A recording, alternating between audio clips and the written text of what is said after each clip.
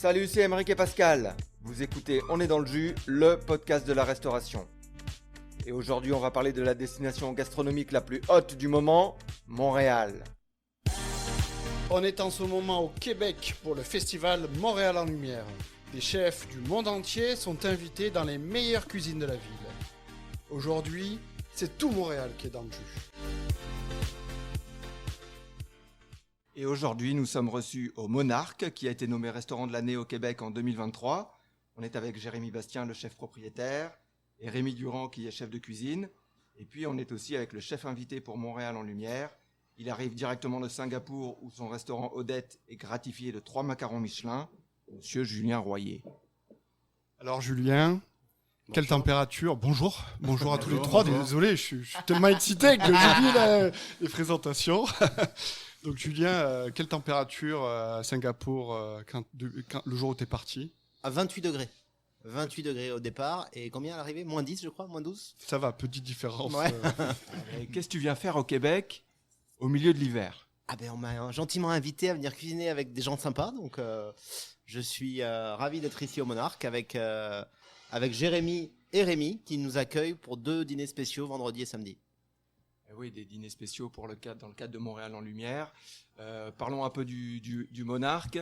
Jérémy, c'est ton restaurant. Est-ce que tu veux nous en parler un petit peu en une minute, nous dire c'est quoi le Monarque? En fait, le Monarque, c'est un grand restaurant à 2 volets. Donc, il y a une brasserie et une salle à manger. Moi, je suis copropriétaire ici avec mon père, Richard Bastien, qui est aussi chef cuisinier de métier. Il y a son restaurant Le Mitoyen à Sainte-Dorothée, à Laval, un peu à l'extérieur de Montréal depuis maintenant plus de 45 ans. Donc, c'est vraiment une aventure père-fils qui est ouvert. On a ouvert il y a 5 ans. Ça l'a fait 5 ans là, en septembre. Déjà une sacrée notoriété. Ouais, non, on était dès le départ. Là, on a eu un très bon départ. La clientèle aime beaucoup. Les gens reviennent. Donc, c'est vraiment la raison première pour laquelle on fait notre métier, pour faire plaisir aux gens, pour que les gens viennent s'attabler. Donc, ça fait toujours plaisir de voir que le restaurant est bien apprécié par la clientèle montréalaise. Rémi, toi, tu es là depuis le début? Ouais, depuis le début, en fait, j'avais rencontré Jérémy, puis ça a comme matché quand même, assez rapidement. Et puis, donc là, ça fait depuis l'ouverture que je suis là. Voilà, ça se passe relativement bien. Et puis cette année, tu as invité ton pote. Voilà. Pour la petite histoire, ça fait 4 ans qu'on essaie de l'inviter. Ouais. Et puis cette année, c'était l'année. C'est ça, c'était l'année, et puis on est vraiment content qu'il soit là. Il y a une petite pandémie au milieu aussi, voilà, qui a retardé un peu l'échéance. Voilà. Moi, je m'en souviens pas. J'ai mis ça derrière moi. Alors comment ça se passe? Tu l'appelles, tu lui dis hey, tu viens? Ouais, j'ai dit écoute Julien, en fin d'événement, là, tu peux venir? Il dit ouais, je regarde mon agenda, attends, je crois que j'ai l'Australie et ça marchera pas. Et puis cette année, ça a donné. Quand il me l'a dit oui, j'étais comme ok, ça marche cette année. Alors, qu'est-ce qu'on mange? Qu'est-ce qu'on va manger pour ce Qu'est-ce qu'on menu mange? incroyable? Alors, qu'est-ce qu'on mange? On va manger quelques plats signatures de mon restaurant à Singapour, Odette. On va manger des plats qu'on sert actuellement et d'autres plats qui ont été créés spécialement pour les dîners de cette semaine. On a essayé de garder l'ADN du restaurant, la cuisine du restaurant avec des produits canadiens. De ton restaurant Odette? De mon restaurant Odette à Singapour. Ok. Ouais. Donc voilà, on va retrouver des marqueurs signatures de notre carte. Par exemple, la déclinaison de betterave qui est un grand classique de notre restaurant, qui est tout le temps au menu végétarien. Il y a des betteraves à Singapour? Alors, Singapour, c'est un paradoxe total. Okay. Il n'y a rien qui pousse sur place. 95% de ce qui est consommé sur le territoire est importé. C'est un paradoxe parce qu'il n'y a rien qui pousse, mais en même temps, on a accès à tout parce que c'est un pays qui est très très bien organisé et une logistique incroyable. Et on peut avoir accès à tout, produits de diverses origines, de divers pays. On travaille beaucoup avec le Japon, nous, dû à la proximité et à la qualité des acheminements. On a des produits japonais qui arrivent quasiment tous les jours, sauf le week-end. Tout ce qui est végétal, on travaille quand même avec la région de l'Asie du Sud-Est. Il y a quand même des pays qui produisent fleurs, fruits, légumes, herbes sur toute l'Asie du Sud-Est, l'Indonésie, la Thaïlande, la Malaisie, le Vietnam. Il y a quand même une source de produits assez sympas. Tout ce qui est épices également, ça vient de tout ce qui est Asie du Sud-Est. Et donc là, tu vas cuisiner avec les belles betteraves du Québec. Tout à fait. Les betteraves du Québec, on a plein de super produits du Québec. Les betteraves, les spot prawns de British Columbia, le sablefish ou la morue charbonnière. C'est ça. Mhm. Les pigeons qui viennent d'où? De l'Ontario, Ouais. le crabe Dungeness de Vancouver également. Donc c'est vraiment une mise en valeur des produits canadiens avec l'ADN de la cuisine d'Odette. Alors, est-ce que tu peux... je t'ai espionné dans la cuisine, je t'ai vu mettre en place des pigeons. Ouais. Et tu m'as parlé d'un plat, de ce plat de pigeons avec Ouais. du poivre. Alors ça, c'est vraiment un des plats phares et un des plats signature d'Odette. Ouais. Ok, est-ce que tu peux m'en parler un petit peu? Alors c'est un pigeon en croûte de poivre, en croûte de poivre de Kampot, donc c'est un poivre du Cambodge, qui a vraiment une saveur assez particulière, qui est récolté entre mai et juillet et qui a un parfum juste extraordinaire. On voulait faire une croûte de poivre sur ce pigeon et on a fait plein d'essais. Il y a plein d'essais qui n'ont pas été concluants parce qu'on aboutissait sur quelque chose de très fort en goût et on voulait quelque chose de balancé, de nuancé. Donc on a joué avec les différents stades de maturité du poivre, le vert, le rouge, le noir. Et on a fait un ratio de ces 3 stades de maturité différents, sans rentrer dans trop de détails, pour avoir quelque chose de poivré bien sûr, mais avec beaucoup de finesse, beaucoup de balance, beaucoup le côté fruité, beaucoup de longueur en bouche. Et on a une croûte qui est poivrée, mais qui est hyper délicate, qui va apporter un joli contraste sur la poitrine de pigeon qui va être cuite sur le coffre de façon assez classique. Un contraste entre la chair très tendre et le côté épicé de la croûte. On va travailler la cuisse de façon différente, on va la faire cuire en basse température. Avec un tout petit peu de graisse de canard, on la fera juste colorée à la plancha. Et on a fait un petit bao inspiré d'un pain à vapeur chinois, où on va retrouver une farce, un peu dans l'esprit d'un salmi, une farce de pigeon avec les cœurs et les foies de pigeon. Donc vous aurez 3 services de pigeon en un en fait. Et voilà. Waouh, c'est impressionnant, impressionnant. C'est impressionnant, mais quand tu as un tel niveau de finesse et de précision, et que tu connais pas les ingrédients avec lesquels tu vas travailler, je suppose que tu t'appuies sur leur expertise pour dire ok, trouvez-moi, Ouais. que ce soit le plus proche de ma recette. Ah bah initiale. 100%. Là, c'est vrai que le travail qui a été fait en aval, et je pense que Jérémy peut en témoigner, on a quand même passé pas mal de temps au téléphone, à échanger par message, à faire des zooms et à parler du sourcing, parce que, comme on disait hier, le sourcing est aussi, voire plus important que le cooking. Et ça, c'est quelque chose que je pense que tu peux en témoigner, Jérémy. Ouais, clairement. Moi, ça a été ma priorité là, depuis qu'on a confirmé l'événement avec Julien. Dès qu'on a eu les premiers menus, là, je me suis mis là-dessus à temps plein, trouver les ingrédients de qualité qu'on voulait et que Julien voulait mettre en valeur aussi.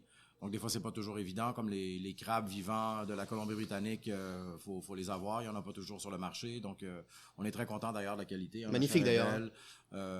Des produits aussi qu'on travaillait moins. Comme les langoustines par exemple qu'on n'a pas nécessairement sur la carte, la morue charbonnière on l'utilise, donc ça c'était un peu plus facile, ça rentre quand même assez facilement sur Montréal. Les pigeons je suis allé chercher moi-même dans un fournisseur. C'est pas toujours évident de trouver 20 pigeons frais comme ça. Sinon, c'est un élevage qui est sinon assez le mec il particulier. livrait pas sinon. Ouais, en tout cas c'est une histoire je te raconterai. Ouais. Mais On peut la voir, nous, l'histoire. Ouais, il était les chasser dans la cour là à côté. en fait on s'est rencontrés à mi-chemin. C'est un pigeon qui vient de l'Ontario, je suis allé les chercher à Ottawa pour la livraison. Ça a été un peu compliqué. Mais bon, ça va, je suis allé les chercher. Tous les bons, ils sont bons, on les a. Le ils sont pigeon frais. voyageur. C'est important pour nous d'avoir un produit frais, avec même la petite griffe aussi. Là. Julien, il y a comme un petit clin d'œil justement au fameux pigeon voyageur. Donc, c'est important de les avoir. Puis nous, on peut en avoir, mais souvent, ils sont congelés. Ça peut être un produit français. Donc, on préférait vraiment avoir un produit canadien. Donc, ça a été un petit peu plus difficile, mais on les a eus. Donc, à date, là, tout se passe bien. aventure. Beau geste, chef. Mais c'est un élevage qui est assez difficile dans le pigeon. Ouais. C'est vraiment Compliqué. Ouais. donc, d'en avoir en grand volume, c'est pas toujours évident. Mon petit doigt me dit aussi que tu as amené dans tes valises quelques produits On a amené un petit peu de mise en place, des bases de mise en place, plus que tu as déclaré aux douanes, bien sûr. Absolument. Non, j'ai oublié. Ah merde, j'ai oublié. Oh. Non, mais on m'a dit que les douanes au Canada, elles étaient plus sympas qu'aux US. Donc, après, on n'a pas ramené non plus énormément, mais on a ramené quelques bases importantes. Vous avez parlé du goût, tu décris le goût de tes endives à Singapour et tu arrives à comprendre. Le langage, là, il y a eu vraiment une précision sur la description des produits que tu cherchais. Ouais, complètement. Mais je pense que tous les trois, nous parlons le même langage. Donc déjà, c'est beaucoup plus facile. On est tous d'accord pour dire que les produits sont la base de tout, en fait. Donc quand on parle d'un produit de qualité, je pense qu'on se comprend. On a quand même notre savoir-faire cuisinier et notre fierté cuisinière qui est tout le temps de mettre en avant des produits de qualité. Et je pense que ça, c'est vraiment la base de toute conversation, avant même de parler logistique, transport, menu, etc. Voilà, on est des gens passionnés qui aiment notre métier et on a envie de faire plaisir aux gens, comme tu disais, Jérémy. Non, puis je pense que tu as su dès le départ aussi t'adapter avec les produits qu'on allait avoir. Tu as toujours dit, bon, on va goûter, on va s'adapter, on va cuisiner, on verra. Donc, tu sais. Mais je pense que c'est ce qui est intéressant dans ce genre d'échange aussi. On peut pas faire exactement la même chose et puis ça serait chiant. Ça serait pas. Là, c'est un petit peu se mettre. Ce genre d'exercice et ce genre d'échange, finalement, on se met un petit peu en dehors de notre zone de confort et c'est ça qui est cool. Parce qu'on rencontre des gens nouveaux, on voit des méthodes nouvelles, on goûte des choses nouvelles et on s'adapte. Et on va tout le temps enrichir notre savoir-faire et repartir avec quelque chose qu'on aura appris, c'est sûr. Puis ce qui est super cool, c'est que tu as ramené deux de tes chefs avec toi. Absolument. On essaie toujours de faire un petit peu une rotation avec les équipes, mais il y a tout le temps un ou deux chefs qui viennent avec moi sur ce genre de prestations, de manière pour nous aussi à s'assurer qu'on est capable de délivrer quelque chose de très solide en termes de qualité et de créer une expérience pour les clients qui vont payer vendredi et samedi, qui s'en rappellent et qui repartent avec le sourire. Rémi, t'es stressé ou t'es excité ou un peu des deux? Ouais, c'est un peu des deux. J'ai la chance de connaître Julien depuis longtemps. Et en fait, Julien, je trouve que il n'a pas changé. Donc, c'est quelqu'un de très humble et puis de très franc. Donc, c'est super cool en fait. Puis pour les équipes aussi, parce que les équipes, pour nous, c'est un gros événement. Et je veux dire, bon, quand on leur a dit, c'est Julien qui vient, avec tout son CV et tout, t'es comme bon. Ils savaient pas ce que c'était en fait. Puis donc voilà. Mais ils ont vu que Julien et son équipe, ils sont là pour voilà, ok, on fait les choses, on s'adapte. Pour taper dedans, ouais, voilà. Faire des choses. Voilà. Alors, moi, la première fois que j'ai vu Julien en photo, j'ai dit ouf, on n'est pas là pour rigoler. Tu sais, il faut le décrire parce que vous ne voyez pas, pour ceux qui écoutent à la radio. Il a la coupe militaire, l'armée de terre française. Une carrière de rugbyman, il vient de la région des rugby aussi. Et puis, en fait, on découvre quelqu'un de super agréable, super joyeux.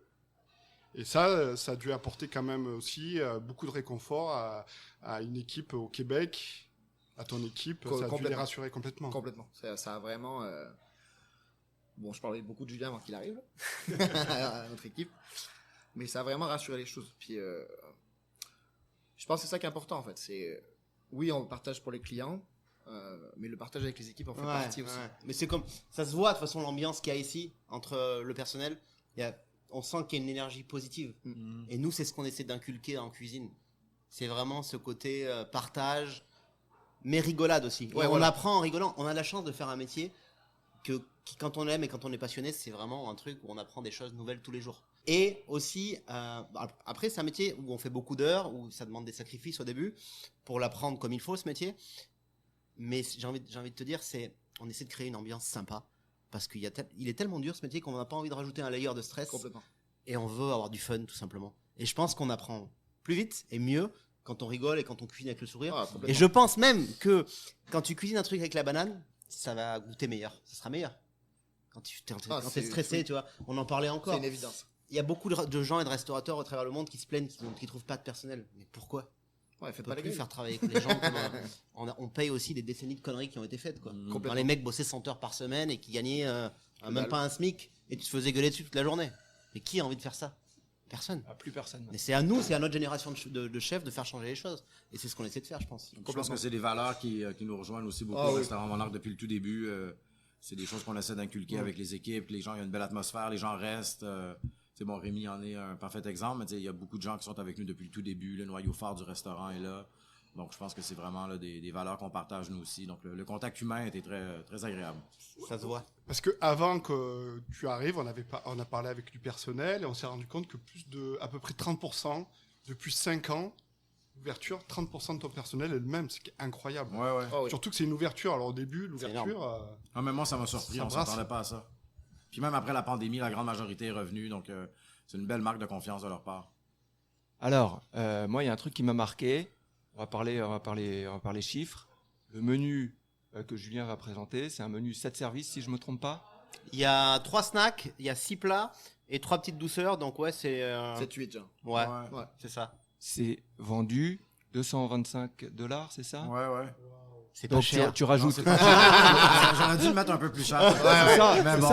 Tu rajoutes les taxes et le service, parce qu'au Québec, il faut rajouter les taxes et le service. On arrive en euros à 200 € pour un menu 3 étoiles servi dans un cadre incroyable, par les meilleurs chefs au monde. Comment tu as déterminé le prix? Ben, en fait, on s'est basé sur le menu au départ, mais on n'avait pas nécessairement toutes les fiches techniques avec les quantités. On voulait que ça soit quand même un événement qui soit assez populaire. Il y a aussi un bel accord, là, mai 20 qui a été fait par notre équipe de sommellerie qui ont été en contact avec le sommelier du Odette. Donc, il y a 2 accords. Un accord qui est très intéressant, mais un peu plus entrée de gamme, puis un accord haut de gamme avec des grands crus. Donc, le but, c'était vraiment d'avoir que le prix du menu soit assez accessible pour que les gens puissent se permettre aussi d'aller vers les accords. Tu l'as rempli en combien de temps, les réservations? 2 semaines à peine. Mais nous, ça fait quand même quelques fois qu'on fait des événements comme ça. Mais je tiens à dire que celui-ci était vraiment bien organisé. Toutes les vidéoconférences qu'on a eues avec Julien et son équipe, ça nous a permis vraiment là, de bien s'organiser de notre côté. Puis, je pense que la réputation de Julien a fait en sorte que les gens ont vraiment voulu venir. Là. C'est même dans les années passées, bon, on a toujours fini par remplir, mais tu sais, des fois, peut-être 2 semaines avant l'événement, il reste encore de la place. On était un peu inquiets. Puis là, ça s'est booké en 2 semaines. On a refusé, je sais pas combien de personnes. Il y a une liste d'attente depuis 1 mois au moins. Donc Julien va être obligé de revenir après. On a monté le volume. Hein. Au départ, on pensait faire 70 par soir. Après ça, on a monté à 80. Là, finalement, Julien a accepté de faire 85. Je pense que vous faites pas ce genre de volume. Et nous, chez nous, on fait 38 max. Tu triples pratiquement ton volume. Il faut que tu aies une super bonne Après, il cohésion y a vraiment une structure et un outil de travail fantastique ici. Il y a les équipes qui vont bien, il y a une très belle cuisine. Et nous, on a dîné là mardi soir quand on est arrivé. On voit que c'est un produit qui est une machine qui est extrêmement bien huilée. Que ce soit derrière ou devant, ça marche bien. Donc nous, on va essayer de se caler sur le tempo de Jérémy et de Rémi, sur le tempo du Monarque et d'amener notre touche supplémentaire. Mais on va surtout pas changer la façon de travailler parce qu'elle marche très très bien. Donc c'est comme ça qu'on va faire pour que ça se passe bien. Alors, je sais, mon petit doigt m'a dit aussi, je suis bien renseigné, que vous avez été dans un bon resto hier, Montréal Plaza. Est-ce que vous allez tous les 3 avoir le temps de profiter un peu des événements de Montréal en lumière? Pas vraiment. Peut-être dimanche. Dimanche, un petit peu, dimanche midi. midi. Je sais là qu'il y a un événement à l'hôtel Reine-Élisabeth. Donc, on va aller voir là, si les équipes sont encore en forme. On a une grosse fin de semaine devant nous. Donc, on va sûrement prendre un verre aussi samedi soir. On verra. Ce soir, on mange au Vin Mon Lapin aussi. Donc, c'est important pour moi que l'équipe avec Julien voit des restaurants qui ont vraiment une ADN montréalaise, qui sont uniques. Donc, c'est pour ça qu'on a choisi ces endroits-là. C'est une question pour Julien. Un petit test. Ouais. Un petit test pour te souhaiter la bienvenue au Québec. Ah ouais. Je sens qu'on va se marrer. Disons que tu tournes en amour avec Montréal, tu cherches du boulot. Ouais. Je t'engage dans mon restaurant. C'est la situation. C'est la situation, c'est pas impossible. Ouais, bien sûr. Si je te dis ton premier jour, je te dis va me chercher un cabaret. Un cabaret. Ouais. Dans la cuisine. Ouais. Va me chercher. Je sais pas ce que c'est un cabaret, moi. Bon, alors je te dis drop ça dans une chaudière. Drops. J'imagine qu'une chaudière, c'est une casserole. Ah, Non. pas loin, c'est un bucket, Un seau. Un seau, ok. Ouais. Ouais. Cabaret, c'est un plateau de C'est un service. plateau. en Ok, fait. d'accord, waouh. Et dernière chose, si tu me vois en train de me pogner le beigne, qu'est-ce que tu fais? Je te mets une fessée. C'est en train de glander. Ouais. J'imaginais bien quelque chose comme ça. Ouais. Écoutez, merci beaucoup pour votre hospitalité, générosité. C'était vraiment super de passer un temps bref. Merci pour l'accueil. Merci et bon courage pour l'événement. Merci à vous, messieurs. Restez dans le jus. Ciao. Excellent.